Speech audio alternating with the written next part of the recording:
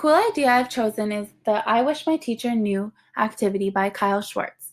While this is a worldwide viral phenomenon and may not seem original in the sense that it's now well known, I feel its power to build a supportive learning environment is like no other.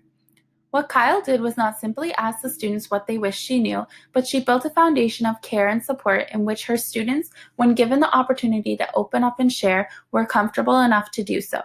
This is why I would use this idea after a few months with my students and once I have begun to establish a safe and caring classroom community and relationships with my students. I will always ensure my students know I care about them and that they are deserving of being in my classroom every day. And then I would present this simple activity to let my students know I am ready to listen and hopefully they feel safe enough to be honest with me.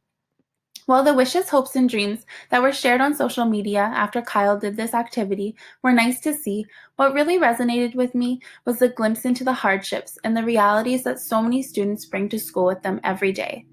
I desire to provide the same safe environment for my students in which they feel they can have these conversations, this comfort, and a person in their corner to help them.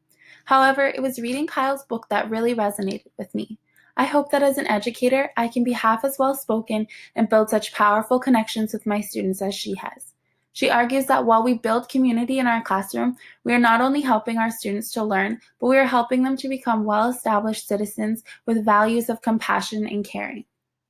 Schwartz states that the I Wish My Teacher Knew lesson is an invitation for these secrets to be released if a student is ready. Children are given permission to open up about whatever they feel is most important. If that means they are brave enough to tell me about a trauma, however terrible, I welcome it.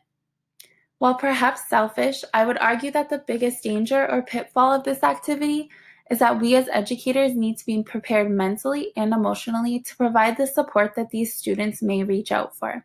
We need to commit to being a consistent and reliable ally for our students in these times of hardships. However, to also remember that we are not social workers or experts in trauma, and we must know when to collaborate and reach out for further support. I believe an activity like this would enhance my classroom environment because how our students feel in our classroom and the environment we create as educators is fundamental for successful learning. An activity like this and the foundation behind it will ensure my students feel their needs are met before they learn.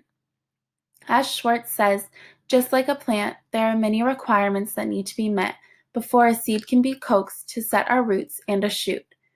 The belief that one can grow and that change is possible is essential to the learning process. Before a student can learn, a sense of self-efficacy must be nurtured within themselves. Created using Powtoon.